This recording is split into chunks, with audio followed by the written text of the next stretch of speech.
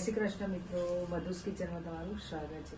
તો આજે મારે ગાંધીનગરથી કમેન્ટ આવી છે મારા દેરાણીની ઋત્વા પરમારની કે અમારી સાથે પાઉંભાજીની રેસીપી અમારી સાથે શેર કરો। તો ચાલો આપણે પાઉંભાજી બનાવીએ। તો આપણે કુકર મૂકી દીધું છે। હવે આપણે આની અંદર તેલ એડ કરીશું અને થોડું બટર પણ એડ કરીશું અંદર।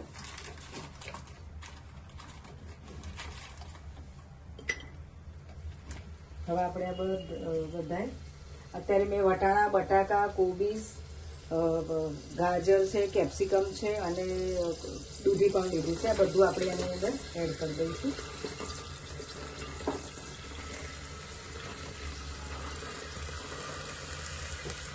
અને હવે આપણે એની અંદર હલાવી થોડું મિક્સ કરી દઈશું। હવે એની અંદર થોડું આપણે 1 થી 1.5 ગ્લાસ પાણી નાખી અને આપણે એને પહેલાં બાફી દઈશું। હવે આપણે જોઈ લઈએ, ચેક કરી લઈએ તો આપણે બધા શાક સરસ ચડી ગયા છે। હવે આપણે એને થોડું મેશ કરી દઈશું। પાવભાજીનું મેશર આવે એનાથી આપણે મેશ કરી દઈશું। પછી હવે આપણે પાવભાજીને વઘારી લઈએ। તો મેં અત્યારે તેલ અને બટર એડ કરી દીધું છે। હવે આપણે એની અંદર 1 ચમચી જેટલું જીરું એડ કરીશું।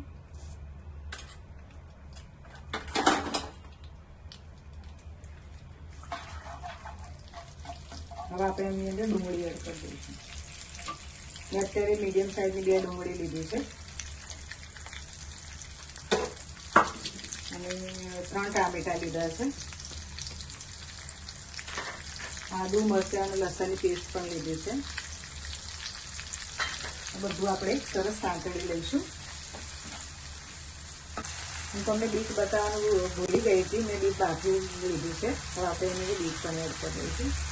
બીટ નાખવાથી આપણી પાવભાજીનો મસાલા બહુ સરસ કલર આવે છે, એટલે બીટ નાખવું જરૂર પાવભાજીમાં। મેં બાફીને જ નાખી છે એટલે બહુ ચેડવવાની જરૂર નહીં। હવે આપણે એની અંદર બધા જ શાકભાજી એડ કરી દઈશું જે આપણે ક્રશ કરીને રાખ્યા છે મસાલાની મદદથી।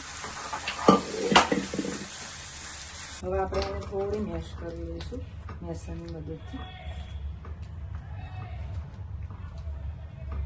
આપણે બીટ અંદર નાખીએ છીએ એટલે પાવભાજી બહુ સરસ લાગે છે દેખાવામાં। આપણે આની અંદર આપણે કલર એડ નથી કરતા। જે આપણે બહાર પાવભાજી ખાઈએ એમાં કલર એ લોકો નાખતા હોય છે, પણ આપણે ઘરે બનાવીએ તો બીટ નાખવાનું। તો આપણે હવે આની અંદર સ્વાદ મુજબ મીઠું એડ કરીશું, થોડી હળદર એડ કરીશું, ગરમ મસાલો 1 ટેબલ ચમચી, 1 ચમચી ધાણા જીરું પાવડર, 1 ચમચી લાલ મરચું પાવડર અને 2 ચમચી જેટલો મેં અત્યારે પાવભાજી મસાલો લીધો છે એ પણ એડ કરી દઈશું અને કસૂરી મેથી પણ એડ કરીશું।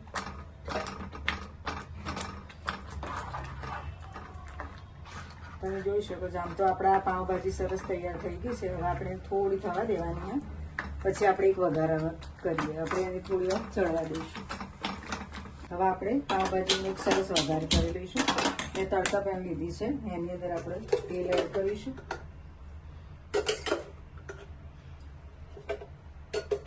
થોડું બટર 1 ચમચી જેટલું બટર એડ કરીશું। બટર વગર તો પાવભાજી ખાવાની મજા પણ ના આવે। અને એની અંદર આપણે થોડું લાલ મરચું એડ કરીશું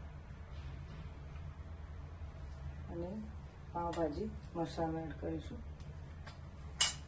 બસ આ થોડું થાય એટલે આપણે અંદર પાવભાજીને એડ કરી દઈશું।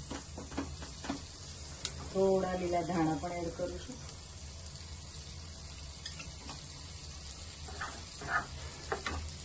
અને આ એક સરસ તમને એક સિક્રેટ બતાવું છું।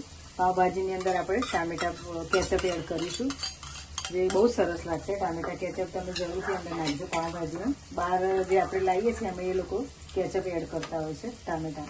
હવે આપણે એની અંદર વઘાર એડ કરી દઈશું પાવભાજીમાં।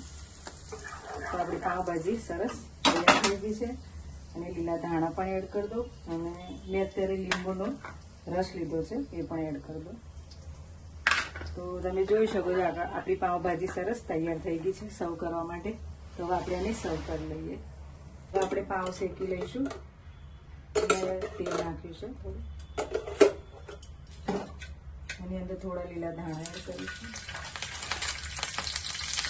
થોડો મિલાવી નાખીશું અને 1 ચમચી પાઉંભાજી મસાલો.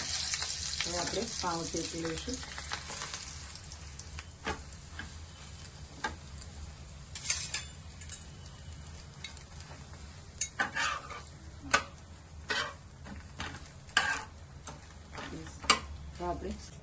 આપણી પાઉંભાજી તૈયાર છે મિત્રો. તો હવે આપણે એને સર્વ કરી દઈશું. તમે જોઈ શકો છો. તો મિત્રો, તમને આ પાઉંભાજીની રેસીપી કેવી લાગી તે મને જરૂરથી જણાવજો કમેન્ટ કરીને. અને હવે આપણે એક નવા વિડીયો અને નવી રેસીપી સાથે મળીશું. ત્યાં સુધી આવજો.